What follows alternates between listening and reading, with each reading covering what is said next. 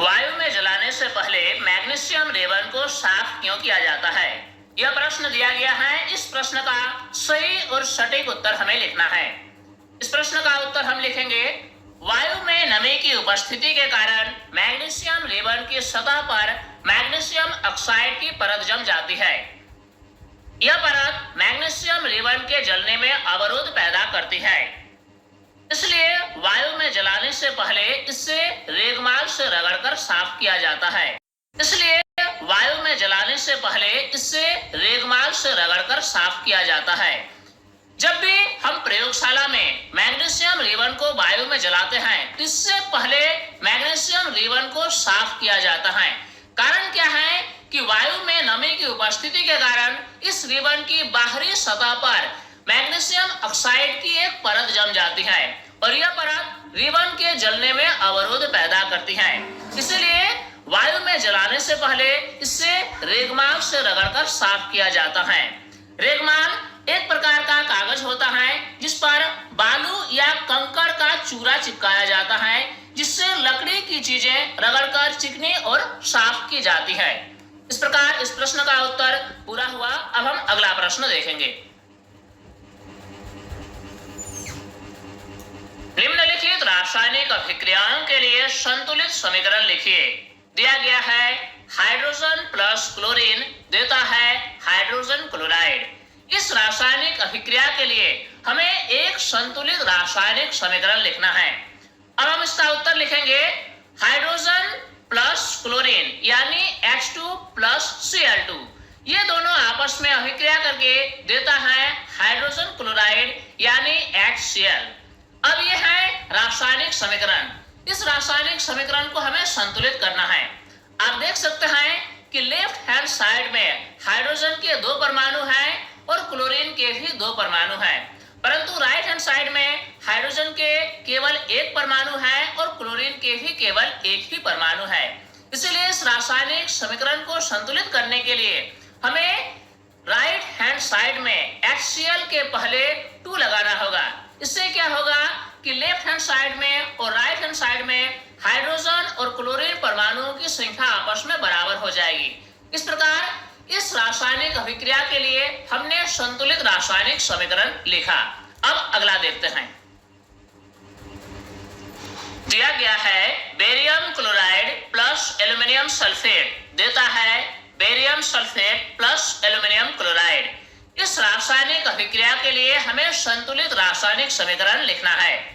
इसका उत्तर हम लिखेंगे, बेरियम क्लोराइड के लिए रासायनिक सूत्र होता है BaCl2 प्लस एल्युमिनियम सल्फेट के लिए रासायनिक सूत्र होता है Al2SO4 का होल 3।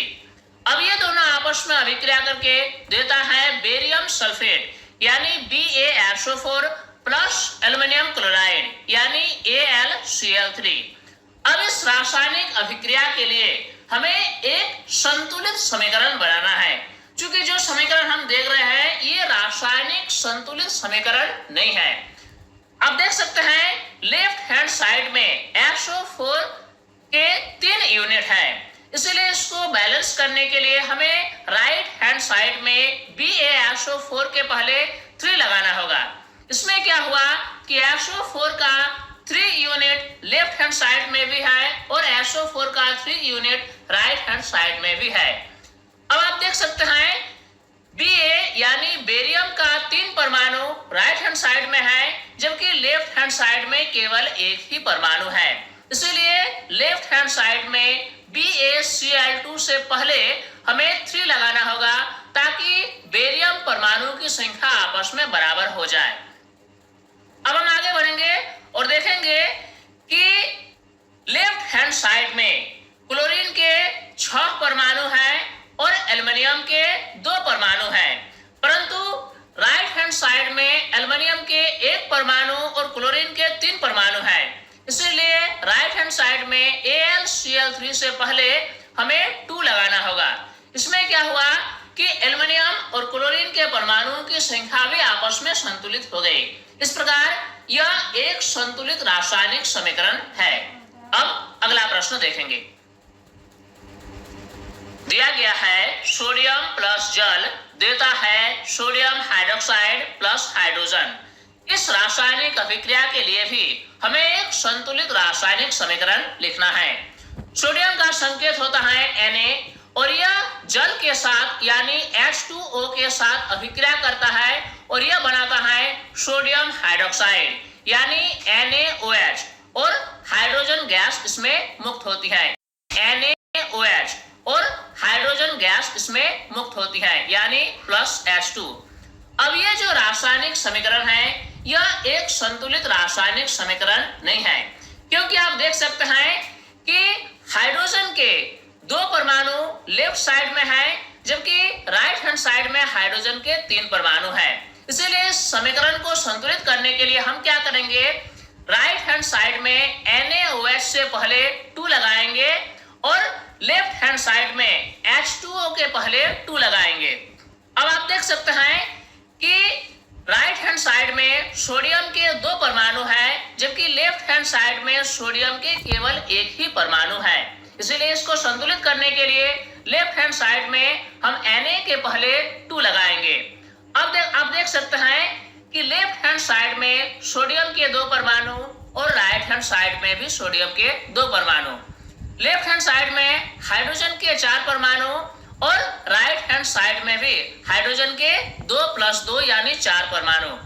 लेफ्ट हैंड साइड में ऑक्सीजन के 2 परमाणु और राइट हैंड साइड में भी ऑक्सीजन के 2 परमाणु। इस प्रकार यह एक संतुलित रासायनिक समीकरण है। अब हम अगला प्रश्न देखेंगे। निम्नलिखित अभिक्रियाओं के लिए उनकी अवस्था के संकेतों के साथ संतुलित रासायनिक समीकरण लिखिए। दिया गया है जल में बेरियम क्लोराइड तथा सोडियम सल्फेट के विलयन अभिक्रिया करके सोडियम क्लोराइड का विलयन तथा अघुलनशील बेरियम सल्फेट का अवक्षेप बनाते हैं। बेरियम क्लोराइड का रासायनिक सूत्र होता है BaCl2। चूंकि इसका जलीय विलयन है इसलिए ब्रैकेट में Aq लिखा गया यानी एक्वायर्ड सॉल्यूशन है।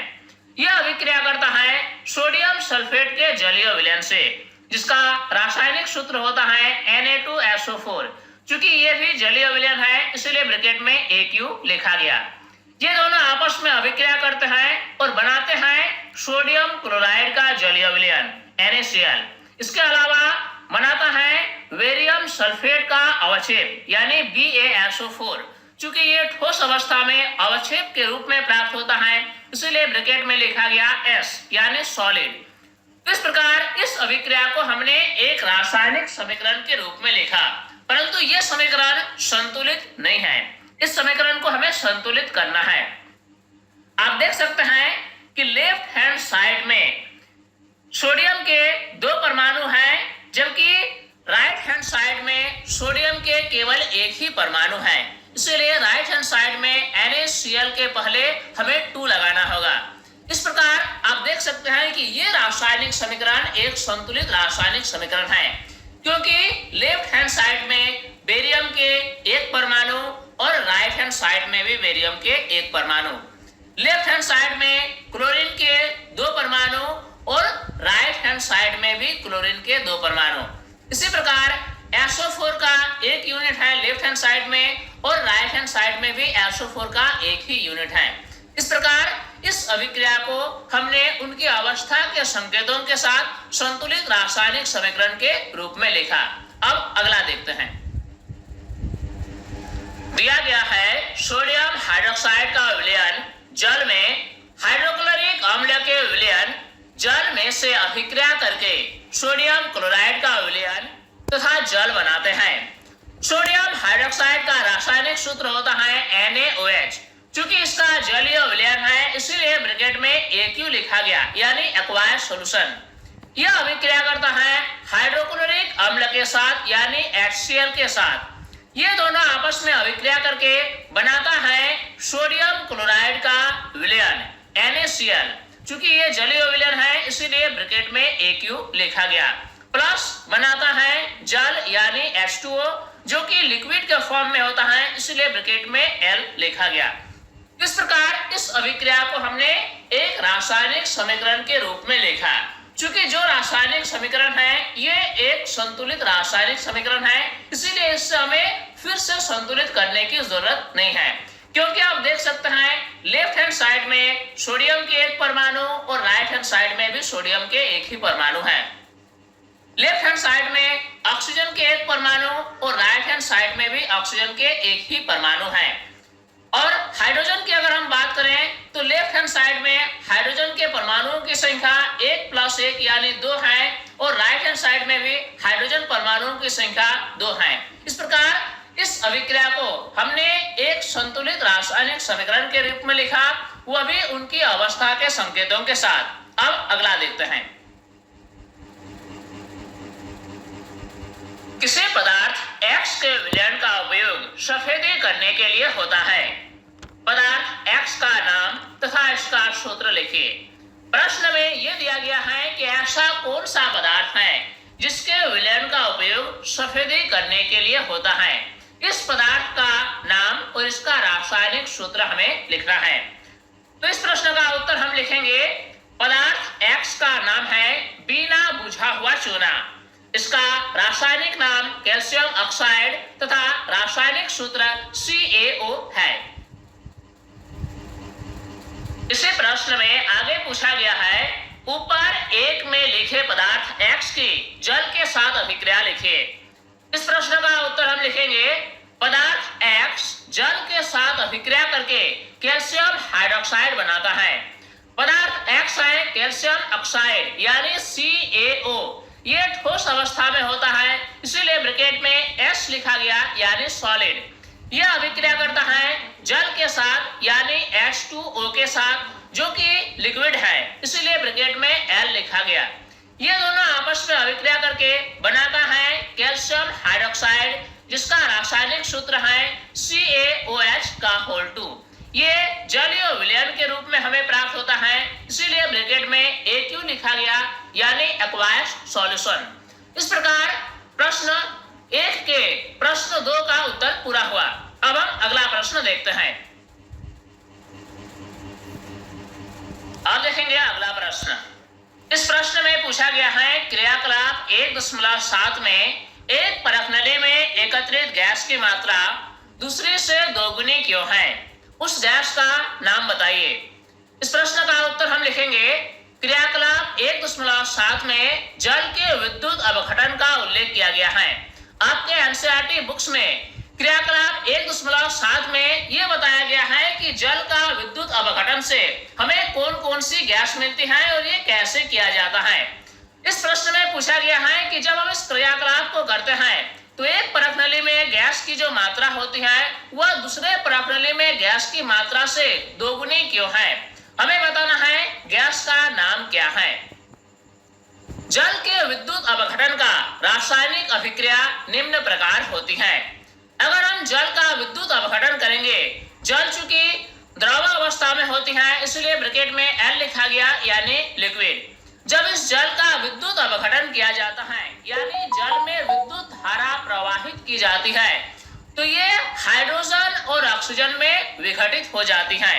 हाइड्रोजन भी गैसीय अवस्था में हमें प्राप्त होती है और ऑक्सीजन भी हमें गैसीय अवस्था में प्राप्त होती है, इसीलिए ब्रैकेट में G लिखा गया। अब इस रासायनिक समीकरण को हमें संतुलित करना है। आप देख सकते हैं कि राइट हैंड साइड में ऑक्सीजन के 2 परमाणु हैं, जबकि लेफ्ट हैंड साइड में ऑक्सीजन के केवल एक ही परमाणु है। इसीलिए इसको संतुलित करने के लिए लेफ्ट हैंड साइड में H2O के पहले हमें 2 लगाना पड़ेगा, ताकि ऑक्सीजन के परमाणुओं की संख्या आपस में संतुलित हो जाए। अब राइट हैंड साइड में हाइड्रोजन के केवल 2 ही परमाणु हैं, जबकि लेफ्ट हैंड साइड में हाइड्रोजन के 4 परमाणु हैं। इसीलिए राइट हैंड साइड में H2 के पहले हमें 2 लगाना होगा। इस प्रकार यह रासायनिक समीकरण एक संतुलित रासायनिक समीकरण है। इस अभिक्रिया में प्राप्त हाइड्रोजन एवं ऑक्सीजन गैस का अनुपात 2:1 होता है। कहने का मतलब यह हुआ कि इस प्रकार विद्युत अपघटन से जो हमें हाइड्रोजन और ऑक्सीजन गैस प्राप्त होती है, तो हाइड्रोजन गैस की मात्रा ऑक्सीजन की तुलना में 2 गुने प्राप्त होती है, जैसा कि संतुलित रासायनिक अभिक्रिया से हमें पता चलता है। इसीलिए अब हम लिख सकते हैं एक परखनली में एकत्रित गैस की मात्रा दूसरी से 2 गुनी है और ये दोनों गैस, एक है हाइड्रोजन और एक है ऑक्सीजन।